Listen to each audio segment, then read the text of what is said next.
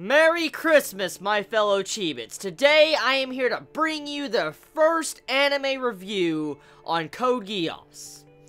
This is going to be focusing on Episode 1, and I'm just going to say right now, the journey of Code Geass is beginning this point onward. So, before I actually dive in and talk about this episode, I just want to talk about a couple things.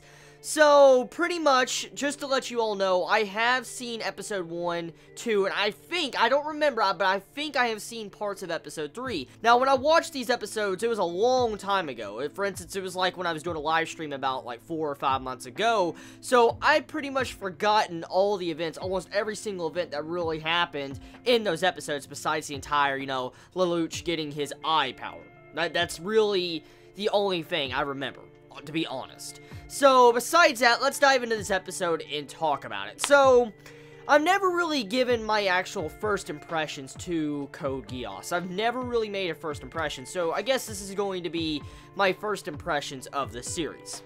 So, for the most part, I have heard a lot of Chibits talk about this series, and I've seen a lot of talk through forums, internet, just so many different places about Code Geass, of how good it is. I know that it's a mech series, and I do know that the main male character, Lelouch, is trying to overthrow society, and he's, like, starting a rebellion. That's the only things I really do know of. Besides that, I'm pretty much in the dark, so I'm just letting you know that right now.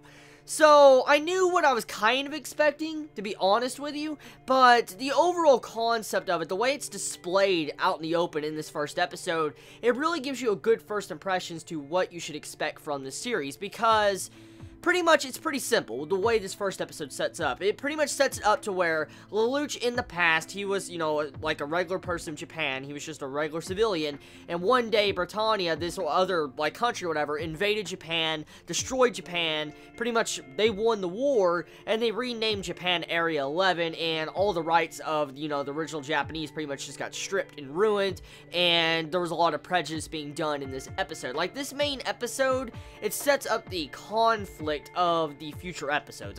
That's exactly what this episode does. It sets it up to show you that Britannia, that is currently in control of Japan and the majority of probably the world, is really corrupt, and they have a lot of prejudice against Area 11 people, civilians, and like they think they're of a higher class, they're nobles and stuff. They look at, Area 11 people as if they were roaches or bugs, pretty much. So it's pretty fucked up getting to see how this actual first display of how Britannia is compared to the regular Japanese that used to, be civilians for Japan. Now here's the thing, okay?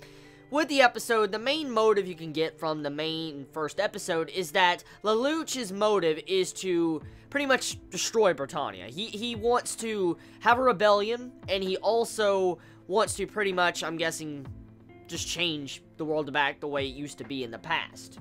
So that's kind of what it sets up. Now, the ending of this episode, of the first episode, we see this girl introduced. Now, this green-haired girl, I don't know her name. I'm going to be honest. I don't know her name.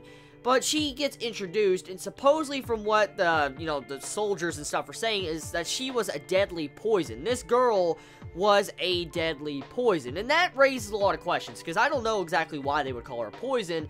I do know that she made the contract with Lelouch, but I mean, I don't know exactly why they called her poison. I mean, like, could she actually poison people? Was it because of whatever she could say she could poison their mind? I mean, there's a lot of questions. I mean, now that I think about it, actually, that does make a lot of sense. I'm guessing the reason why they called her poison, like, the reason why she's poisonous, is because if she was to speak to anybody, she could possibly control them to where they could commit suicide. For instance, with Lelouch at the ending of this episode, he pretty much told the soldiers to kill themselves, and they're like, yes, your highness, and then they kill themselves. I'm like, oh shit. I remember when I first watched that in my live reaction, I was like, oh my god, that was crazy as fuck.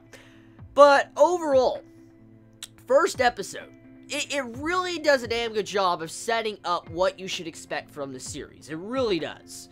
And for this to be a really old anime, I don't know exactly what year this anime came out on, but for whatever year it is, it looks pretty damn good. And I know it's like either it's between 2006 and 2008 series. I think it's between there. I could be wrong, but I think that's exactly when Code Geass came out.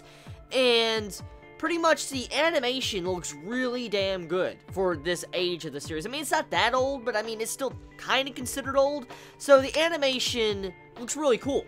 But there is one thing that really stands out that I've never covered in my live reactions. What the hell is with the art style? Like, okay, I had nothing against the art style, but what is with the characters and their long-ass arms and legs? Those long-ass arms and legs remind me of, Tsubasa Chronicles. That entire series by Clamp, that right there, that freaking, the long legs and arms, that's exactly what Clamp would do with Tsubasa Chronicles when I saw the anime. And so, is the, I'm guessing, studio, the animation studio that made this series, were they related to the people that made Tsubasa Chronicles? Because the arms and legs of this series are unnaturally fucking long.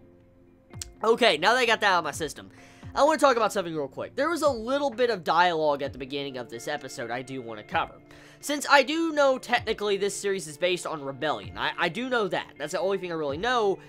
The beginning part of this episode, when you see the chess match between Lelouch and that noble dude, there's some interesting dialogue that I think foreshadows at future events. For instance, in the middle of the chess match, Lelouch says that your men will not move unless the king moves. For instance, the king has to move for his men to move. And so that makes me think that, you know, eventually Lelouch is going to be like that type of king to where he will have to move to where his men will follow. For instance, he's going to be a great leader to where people will want to follow him to death or wherever. I feel like that overall beginning part of this episode was foreshadowing for whatever is to come. But anyways, that's pretty much my first impressions and / review of Code Geass Episode 1. Like I said, I have already seen this episode a long time ago, and I've always seen Episode 1, 2, and I think a sum of 3. I know for a fact I haven't seen 4. So, just letting you all know that I now expect, you know, another review very soon, maybe sometime next week around the exact same time. I love you all so much. You have a wonderful day or night wherever you live. Please be safe. Chibi out.